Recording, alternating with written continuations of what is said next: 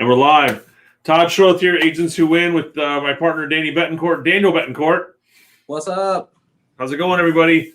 So we had a Mr. Nick Krem with content cards in our office last week, and he was going over what's the importance of video. Obviously, we're doing a lot of that here and doing it on your Facebook page to engage more versus just posting random comments, how video can help elevate your business. And I've seen some success stories of other agents in some of our Facebook groups who have literally doubled their business just posting video about real estate or about themselves, about their day. It was great to see on one of my team members after the video was over or after the meeting was over, he was showing houses, and it was about, and of course we got Mr. Nick Krim on here. Awesome. Thanks for the fire, kid. About one of his buyers, the seller had left for lunch, and the buyer decided to take a piece of the frozen pizza that he had cooked and, hey, let's have lunch on the showings. So it's just posting little videos about about that out there. So Danny, go ahead. Yeah. Nick Krem brought some amazing energy to the room. He did an awesome job giving all kinds of anecdotes, got everybody fired up to do more Facebook Lives. He said he's going to be working on breaking his record of 9 lives in a day. So that was pretty impressive. And I went out and did a live right after that. Like my next appointment after that, I was really just going to get a lockbox, but I did a Facebook Live because I had some fire lit under me by Nick Krem. So thanks for that awesome presentation, Nick. And it's the lives come down to a couple things. What's the goal with the video? And, one, it's you got to figure out what the video is going to be, and then what's the goal behind it. And you want to do it daily at least, so it's consistent, so people will start to see you, because Facebook will obviously ask you, do you want to be notified every time Todd goes live? And if you hit yes, then it will start to notify you a lot more often. Talk about the buy-in process, the listing process. Yeah, doing those milestone videos, that's something that I've done in the past. I think it's something that you want to just keep doing on a regular basis. Lawrence, the lender came in after the meeting, and we were talking about that also, something that we see some lenders doing, but a lot of people really want to create one of the, milestone videos for throughout the process. So when you're working with a buyer and your offer gets accepted, you can send out a celebratory video congratulating them on the accepted offer and then explaining the following steps to them. It's also something that you can input into your CRM as an automated process. And it's just something that makes, it comes off as showing off your process as a polished one. Well, now when you do the milestone videos, I think it's great because it's like, what are the 4 milestones in the real estate transaction? 1 is getting your contract accepted, 2, the inspections, 3, the appraisal, 4, your clear to close going to closing. So if you hit videos during those processes, like, just shooting that to the buyer, hey, everything looks good, blah, blah, blah, and then, you get the appraisal. Everything's good on the appraisal. We're going forward. Hey, guys, guess what? Just got word from the lender. We're clear to close. Excited to see you Tuesday at 3 o'clock at the closing. Right. And if you set that kind of precedence throughout the transaction, the customer is probably going to miss it after you close. Maybe that's wishful thinking, but it'll be cool when they get automated videos after the closing, like 30 days later, saying, hey, how's it going? How's the house treating you? How are your plans coming along? And, even a year later, wishing them a happy anniversary on the purchase of their home. Those milestone videos can go a long way. One of our team members, he does a bunch of videos during the process, and he was at one of the client's parties, and it was for a bunch of nurses and doctors, and they introduced him as the video realtor. So, he's already got a brand name as the video realtor, and and he's making it personal. Some of the videos are with him and his dog, driving in the car, driving with his daughter to school. Now I'm going to go buy one of those mounts for my car window so I can do those, because why not pop live while I'm driving down Sand Lake Road?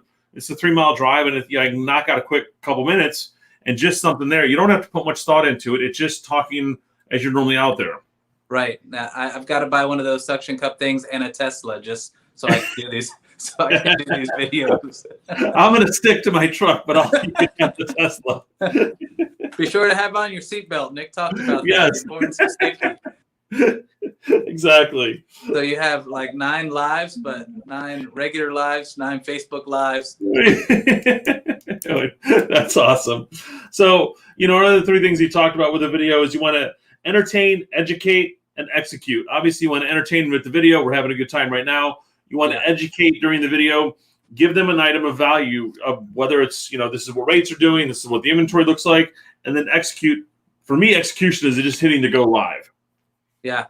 Execution. Like we were talking about during the event, a lot of people get analysis paralysis. They feel like, oh, let me Google like when's the absolute best time to do a Facebook Live, and it's really just kind of like something that we're doing to either put it off or it's just one more reason, one more hurdle to jump through. So like what you said, just push live and go. On the first pillar that you mentioned, entertain, I thought it was cool what Nick was talking about, like having a background that is interesting, doing the video in a place of interest, like a popular place of interest in the town that you live or that you're visiting. Just doing a video with that in the background gets people's attention a little bit more than just like a TV monitor behind you. So he did a live video on the way to the office for the meeting, and he had gotten here early, so he's like, I'm just going to go drive some neighborhoods. But he's driving around a really nice neighborhood, and I want to try and figure out which one it was.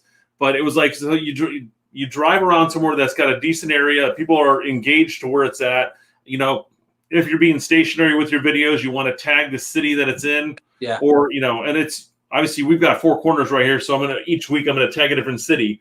I was going to say something else to that. The videos themselves, if you worried about the time when you're going to send it, just go live at 8 a.m. or 8 p.m. or 4 p.m. or whatever.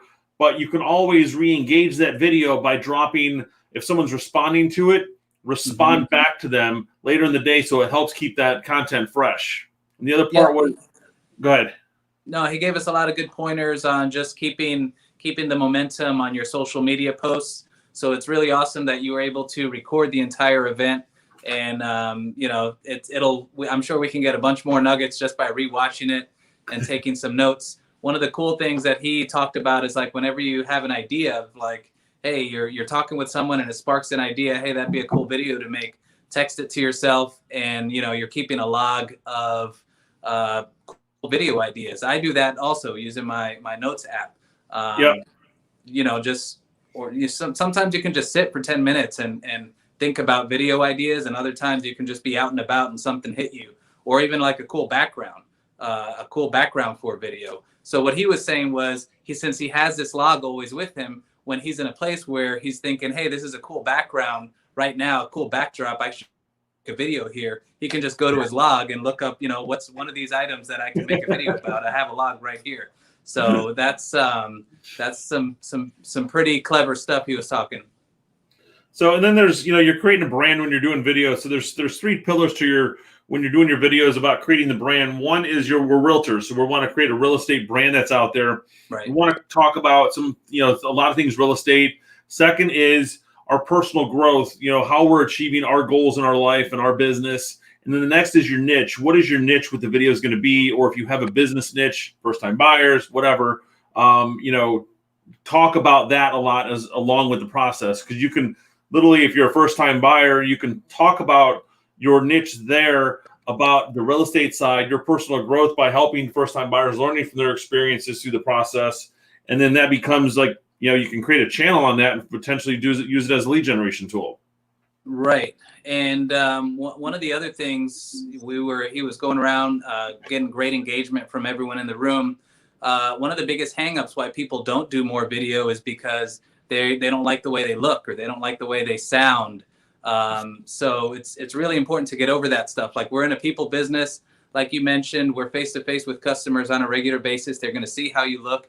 They're going to see, your hair. They're going to hear your voice. So just by doing the video and getting over that, helps the customer get to meet you before you meet them. And it just makes them a little more comfortable on the first time that you meet. They feel like they know you a little bit better right off the bat. I love shooting video text to somebody I haven't met yet to say, hey, this is Todd Schroth. We're meeting at 123 Elm Street today at 3 o'clock. Just want to shoot a quick video so you know who I am, so you can put a face to the name. Look forward to meeting at 3 o'clock. Have a great day. And that's it. I mean, it's 30 seconds. Pop the phone up. Hit, we use BombBomb as our video app. I could text that link right out. And the customers and then that's also a precedent of that's how I'm going to communicate, putting myself out there more often. Right. Yeah. It can be so much quicker sometimes just to send a video message than to type up a message, correct all the autocorrect mistakes that your phone made, reword it differently halfway into it because you thought of a better way to say the same thing. So sometimes it's so much easier just to send a video message. And Facebook Live, like I'm a person, I do a lot of video and I do a lot of recorded videos. So some of those videos require a lot of editing, and it's so much more liberating to do a video live. And when it's done, it's done. And so, because when you're editing a video, it's, you have this tendency to want to make it perfect and try to remove all imperfections and start over. And so just getting more in the habit of Facebook Lives, doing live videos, recording once and sending it without rewatching it. That's another thing that gets a lot of people hung up. Those are all tips that if you can just get used to it from the beginning, it'll save you a lot of time, hours and hours of your life in the future.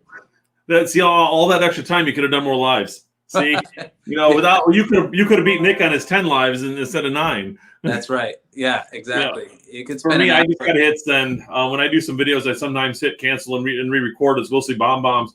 But it's if I can get live and be done with the video, and I may talk too fast or I may have said something wrong. Those are bloopers. People love it, and they'd rather see that than a bunch of edits because you can see the jumping when you're doing that stuff. Yeah, I mean, things happen, and it's human nature, and it's good just to be authentic. Authenticity goes a long way. Veronica Figueroa posted a great post a few days ago about authenticity. Nick Krem spoke a lot about being your authentic self, not being like this polished, professionally shot, re-edited 12 times person. So it's, your people are going to meet your reasonably authentic self. So, be authentic. Video helps you do that. Well, it's you're real at that point. One of the other things he had left us with was, you want to make sure they're interested in your videos. You want to, and who to video, like, do you want to get into videoing, video interviews? And that's going to go a long way when people see that stuff, because you can take that Facebook Live that you did and repurpose it to your database as well. And, finding your top 10 people in your sphere, doing interviews with them online, which would be your mortgage lenders. It would be the title companies, would be home inspectors, insurance, like what's going on in the industry. I know there's a lot of changes right now in all parts with it. So it's like doing interviews with those guys, your local school board, your mayor, what's going on in the town, the commissioners, and then putting that out there. And then like every 2 weeks, market the mortgage lender, for example. Obviously, that's the most constant change there. Mm-hmm. And when you're doing it, tag it as Orlando, tag it as Daytona, tag it as, you could be in the same spots. You can tag the city, right. But that way, when people are searching real estate Longwood, real estate Orlando, whatever, it's going to pop up. Right. Yeah. The interview format is really powerful. It's really awesome. Essentially you can share audiences. So, when he was talking about that, I was writing notes about doing interviews with agents that are in other areas, like these areas where people are moving to Florida from. Wouldn't it be great where, we do an interview of an influential agent in another part of town where those people are moving to Florida?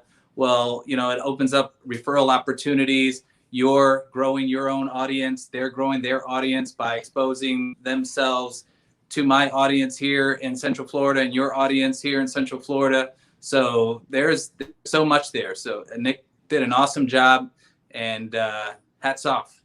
Yeah, no, appreciate it, Nick. And that kind of brings up another one. I've got to do my agent interview this Friday, and it just popped in mind who I want to have on the show. So I'm excited. I'm going to reach out to them right after. But it's like different markets where people are moving to and from. I don't know if I want to interview the agents where everyone's moving out of, like New York, New Jersey, California.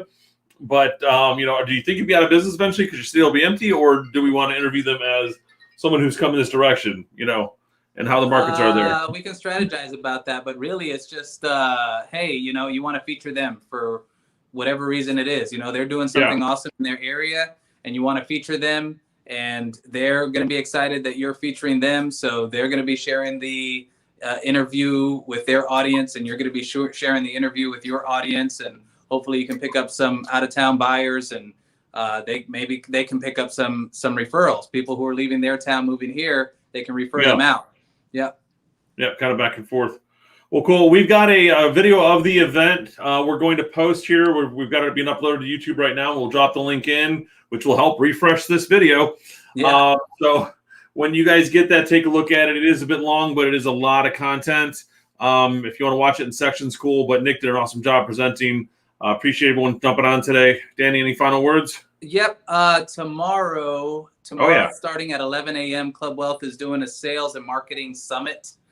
So anyone that's interested, it's a free virtual event. So if you're interested in attending this sales and marketing summit, Club Wealth is doing it in combination with Isaiah Colton and company. He's a marketing genius. And so there's going to be 30 guest speakers. I'm going to be one of the guest speakers coming on at 3:30 p.m.